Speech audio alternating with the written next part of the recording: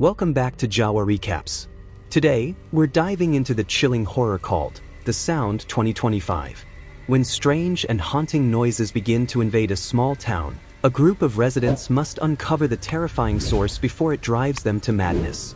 Every whisper, every echo, hints at a danger far greater than they could imagine. The story begins in British Columbia, 1959. It's nighttime in the mountains, and strange echoes fill the air. We see a terrified climber desperately trying to descend from a peak, but he fails and in panic, he leaps to his death. Authorities later report that none of the climbers who went up that mountain survived. The mission was declared a complete failure and the place was permanently closed off. The site became known as the Forbidden Wall, and for the next 63 years, no one was allowed to climb it. Now, decades later, the story moves forward. A new group of climbers successfully scales a different mountain, celebrating their victory at the summit. Among them is a young man named Sean, whose grandfather was one of the climbers who disappeared on the Forbidden Wall all those years ago. When Sean's teammates came down from their climb, they heard shocking news. The Forbidden Wall was being reopened. But this time, only world-class climbers were invited. Since climbing was Shah's life and he knew someone among the invited group, he decided to join the expedition. His teammates had other paths to follow, but for Sean, this was a once-in-a-lifetime chance. We also learned that the authorities had their own hidden agenda. They weren't sending professionals just for sport. There was a secret buried at the summit, waiting to be uncovered. At home, Sean's father, Connor, strongly opposed the idea. He had already lost his own father, the same man who vanished on that mountain decades ago. Sean's mother also begged him not to go. But Sean's dream was bigger than their fears. He wanted to prove himself, no matter the risk. Finally, Connor gave in. He told his son, "Reaching the summit isn't the purpose of your life. Coming back alive is." Don't forget that Sean reassured him he'd be fine, then left for the expedition. On the way, Sean met a man obsessed with paragliding. He had always dreamed of flying down from the Forbidden Wall's peak with his parachute, but since access was restricted to elite climbers only, he asked Sean for help. Sean, however, explained it was beyond his control. Soon Sean arrived at the base camp where the climbers had set up. There he met Colton, the best climber of them all and the leader of the expedition. The two already knew each other and Colton warmly welcomed him. This was a huge opportunity, so everyone was excited. But for Sean, things were heavier. Everyone knew his grandfather's tragic story on this very mountain. Still, he was determined to be here. The Forbidden Wall lay within the land of an indigenous community who considered the mountain sacred. They had long-standing beliefs about this place, secrets that would be revealed later. Another team member we meet is Carrie, a skilled climber. She wanted to climb, but Colton asked her to stay at base camp and manage ground support. Someone responsible was needed there. However, he promised that if another team was sent up, she could join, something that encouraged her. Their technician also arrived, responsible for handling all communications. After that, Colton briefed the team about the expedition. The climb would take at least a week. 6 climbers would start moving in pairs. Colton with Jesse, Emily with Lucky, Kristen with Brad. Sean would remain as a backup, ready to step in if anything went wrong. Before the climb, the chief of the indigenous community gave a speech. He reminded the team that the mountain was sacred and warned them not to drill or damage it. They could only use natural cracks for climbing. For years, the community had fought to keep outsiders away, but pressure from the council forced them to allow a few chosen climbers. Only the expedition members were permitted. No outsiders were allowed. Later, Kristen quietly apologized to Sean about his grandfather. Sean calmly replied that it was okay. He didn't know him very well, and his grandfather wasn't the only one who had died on this mountain. The climb soon began. Their technician, nicknamed Radio, struggled to keep communications working, while Carrie managed everything from base camp. The ascent was breathtaking, but extremely tough. By evening, Colton instructed the team to set up camp on the mountainside where they would spend the night. Down below, Sean wandered through the forest and unexpectedly encountered the chief. Sean was surprised that the man not only knew his name, but also details about his grandfather. The chief revealed that Sean's grandfather had once reached the summit and been given a task, a mission he ultimately failed. The chief warned that at the top of the mountain lies an ancient evil, a hidden force that longs to be set free. According to legend, it descended from the sky centuries ago and drove their ancestors to madness. Only the tribe's greatest warriors managed to trap it at the peak. Then came the shocking truth. The chief claimed that Sean's grandfather had sacrificed himself to protect the world. Sean, stunned, asked what exactly was trapped up there. The chief answered cryptically, something that can take control of the human mind. Sean asked the chief why they even allowed climbers on the mountain if such a danger truly existed. The chief explained that they had been forced. There are people in this world hungry for power who would do anything to reach the summit. The tribe resisted as long as they could, but eventually they had no choice. The chief told Sean that his grandfather's unfinished mission was now his responsibility to seal the evil once again. Sean, confused, argued that he was just a climber and didn't believe in such legends. But the chief insisted, saying, "Silence is its weakness. Remember this. Don't listen to the noise or it will control you." Before leaving, the chief gave Sean his staff, telling him it would help seal the darkness at the mountain's peak. Sean remained doubtful, but also unsettled. Why would the chief make up such a story? The scene then shifted back to the climbers at camp. That night, Emily and Lucky shared their past experiences, with Lucky recalling a time he nearly died during a climb. The night passed and by morning they resumed their ascent. But soon something strange happened. The entire team heard a mysterious noise followed by disturbing visions. They saw themselves and even their teammates in surreal flashes. What shocked them was that everyone had the same vision at the exact same moment. Colton dismissed it, insisting they keep moving forward. Meanwhile, at base camp, strange noises also began echoing through the radio. Suddenly, all contact with the climbers was lost, leaving Carrie anxious and frustrated. At that moment, Sean approached her and shared what the chief had told him about the mountain. But Carrie didn't believe a word of it. She urged Sean to ignore such stories and stay focused on the climb. Colton and Jesse continued their climb when suddenly Colton felt a sharp pain in his head. It faded quickly, but something was clearly wrong. Meanwhile, Brad and Kristen were also moving upward. Out of nowhere, Brad tossed away his rope. Kristen panicked as she looked closer. What she saw left her frozen in shock. Brad was crawling up the mountain like a spider, his eyes glowing with an unnatural color. From his mouth came eerie sounds mixed with a voice that Kristen recognized, her own mother's. It was as if Brad was no longer himself, completely possessed by something unnatural. Terrified, Kristen watched as Brad approached her and unhooked her rope.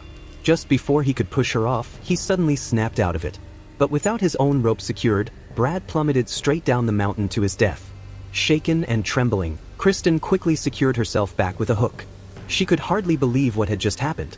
When she reported it to Colton and the others, no one believed her story about Brad's strange behavior. They assumed it was just an accident. Communication with base camp was unstable, cutting in and out. But word of Brad's fall eventually reached them.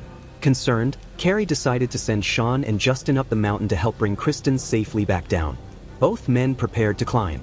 On the way, Sean noticed the same paraglider enthusiast he had met earlier and stopped to speak with him once again. Base camp lost all contact with the climbers. Colton addressed the team saying Brad's loss was tragic, but they had no choice except to keep moving forward. No one fully agreed, but as leader, his word stood. Meanwhile, Sean and Justin were climbing when Justin slipped and badly injured his leg. He could no longer continue. Hearing this, Carrie grew worried. She was already struggling with the broken communications and now one of her climbers was hurt. She decided she would climb up herself to bring Justin back down. But Sean insisted this would take too much time. Kristen was still up there and she needed help. So he told Justin to wait for Carrie and continued upward alone without ropes. An extremely dangerous choice.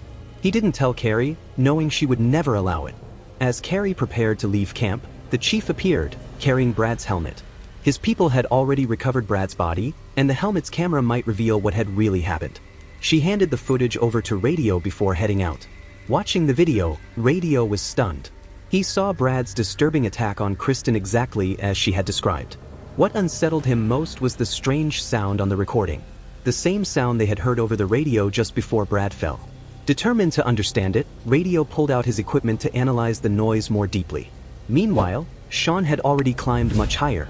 With no safety rope left, every step was a risk. He unhooked his own lines so Carrie could use it later, pressing forward on his own. Soon, just like the others, Sean began experiencing strange visions as though something was playing with his mind. But then he remembered the chief's warning. Silence is its weakness. Keep your mind calm. Sean focused, quieted his thoughts, and managed to regain control, pushing through the hallucinations. As Sean climbed higher, he finally managed to contact Kristen. He assured her he'd reach her soon. Meanwhile, Carrie had reached Justin and was focused on bringing him back down safely, though she couldn't hide her worry about Sean. By evening, Sean arrived at Kristen's spot. She thanked him for his courage, and together they set up a tent to spend the night. Elsewhere, Jesse asked Colton if they should really continue after Brad's death. Colton admitted it was tragic, but insisted opportunities like this came only once in a lifetime. He was determined to reach the top, no matter what. Lucky, however, grew uneasy. He reminded Emily that in most expeditions, a fatal accident usually ends the climb. Why was Colton so desperate to push forward? Emily tried to calm him, saying this was a rare chance and they should support their leader. Back in the tent, Sean questioned Kristen about Brad. When she described everything, Sean was stunned. It matched exactly what the chief had warned him about. For the first time, he began to believe there might be truth in those stories. He shared this with Kristen, who, after what she had witnessed, found it easier to accept. Kristen insisted that if there really was danger at the summit, they needed to warn the others. With their radios down, she suggested they climb higher in the morning, hoping to restore contact. Sean agreed to think about it. Meanwhile, Carrie successfully guided Justin back to the trailer at base camp. At base camp, Radio anxiously waited for Sean and the others. When Carrie and Justin finally arrived, he showed them the footage. They were shocked to see Brad attacking Kristen. But the strangest part was still to come. Radio explained that he'd been hearing a strange loop on the radio. And when he overlapped that sound with the video's audio, they were identical. The noise wasn't random. It was repeating like something alive inside Brad. Justin, shaken, admitted the chief's warnings might actually be true. Carrie asked who told him about this, and Justin said it was Sean. He added that Sean didn't sound like someone planning to come back, more like a man on a mission. This worried Carrie, so she ordered Radio to decode the sound further. Meanwhile, high on the mountain, Lucky was jolted awake when something violently shook his tent. Emily was gone. He spotted her cutting through his ropes with a knife, her eyes vacant, her body moving unnaturally, crawling like an insect, just like Brad had. Terrified, Lucky shouted for Colton. Jesse woke up, but before they could act, Emily suddenly snapped out of it and fell straight off the mountain to her loss. Lucky was horrified, but Colton remained cold and focused. He insisted they keep climbing no matter the cost. Furious, Lucky said he was done. His teammates were dropping like flies while Colton only cared about the summit. Lucky and Jesse agreed they would turn back in the morning with or without him. That night, Sean woke from another disturbing vision. Shaken, he told Kristen, "That force is inside my head. We need to reach the others before it's too late." Back at base, Radio finally decoded the frequencies. What he heard stunned him. The voice wasn't just noise. It was whispering, "Come here, find me." Shaken, Radio admitted the chief's story might be real after all. He had never heard anything like this before. When Carrie listened, she was horrified. She urged him to find a way to re-establish contact because now more than ever, they had to bring the climbers back. Sean finally managed to contact base. He explained that to reach the others, he'd need to climb higher. Carrie reluctantly agreed. Meanwhile, Jesse and Lucky were preparing to turn back. Colton was furious. He was so close to the summit and didn't want to give up. Just then, Sean reached him over comms, relaying Carr's direct order for everyone to return. But Colton, obsessed with the climb, ignored it. He asked Sean to join him instead. Surprisingly, Sean agreed. Delighted, Colton pressed on with Sean by his side while Kristen followed. Jesse and Lucky warned them to stop. It was too dangerous. Even Carrie repeated her command. But Sean shut off his radio, leaving Carrie furious. When Sean and Kristen caught up to Colton, Sean quietly unhooked Kristen's safety line, urging her to head back down. He didn't want her life at risk. Then Sean and Colton began their final push toward the top. Back at base, Carrie was losing her temper, but Radio tried to calm her. He explained that while scanning the comms, he noticed something odd. He could hear traces of every climber's voice except Colton's. That meant Colton might already be under the influence of the same force that had claimed Brad and Emily. But to be sure, he needed all three to speak on mic again. At the summit, Sean and Colton finally reached the top. They found a skeleton of a climber, likely one of the original victims from 63 years ago. Colton, ecstatic at their achievement, turned suspicious. He asked Sean why he was really there. Was he working for the same agency that had approved this expedition, sent to uncover the truth about what happened decades earlier? Sean denied it, but when Kristen arrived, the tension grew. Soon it became clear Kristen was the one secretly working with the agency. Their attention then shifted to a strange otherworldly stone on the peak unlike anything else around it. Radio briefly re-established contact and asked all three to speak into their comms. He believed he could identify which one was possessed. He was about to reveal the truth when the signal cut out again. At that exact moment, Lucky appeared, but he was no longer himself. He had taken Jesse's life on the way up and now attacked Colton. As they fought, the mysterious stone began to emit a bizarre high-pitched frequency, filling the air with an unnatural sound. Lucky turned on Kristen, but she fought back. That's when the force shifted. It possessed Kristen instead. This revealed the truth. The entity, whether alien or advanced technology, could only control one human at a time. The moment Lucky snapped out of it, Kristen took his life, then launched a brutal attack on Sean. Down below, the chief lit a massive fire and began chanting as though calling on supernatural powers. He even sent 2 of his men up the mountain to help Sean. This part felt a little weak in the film, almost out of place, but it showed the chief's desperate attempt to intervene. Kristen, under the force's control, overpowered everyone. She strangled Colton and nearly went for Sean next, but Sean remembered the staff the chief had given him. Pulling it out, he struck the strange stone with it. Immediately, the stone sealed shut.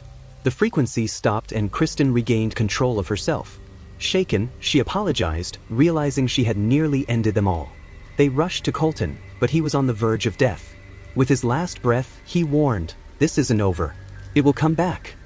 Sean and Kristen, horrified, knew they had to escape. Earlier, Sean had borrowed a parachute from the paraglider enthusiast. Kristen was doubtful 2 people could use it, but Sean assured her it would work. The 2 leapt together, gliding safely down the mountain. Sean returned home, where his father was overjoyed to see him alive. But elsewhere, the shadowy agency received word of the mission's outcome. They were already planning their next move, possibly sending more climbers to the Forbidden Wall. In the final scene, we return to the summit. Colton, thought to be gone, suddenly opened his eyes, revealing the entity had taken him as its new host. The screen cut to black. And with that, today's recap of the film called The Sound comes to an end. If you started hearing eerie sounds that no one else could hear, would you investigate the source? Or run before it's too late? Let me know. Share your thoughts in the comments, hit like, subscribe to Jawa Recaps, and share this video with your friends who love a good scare.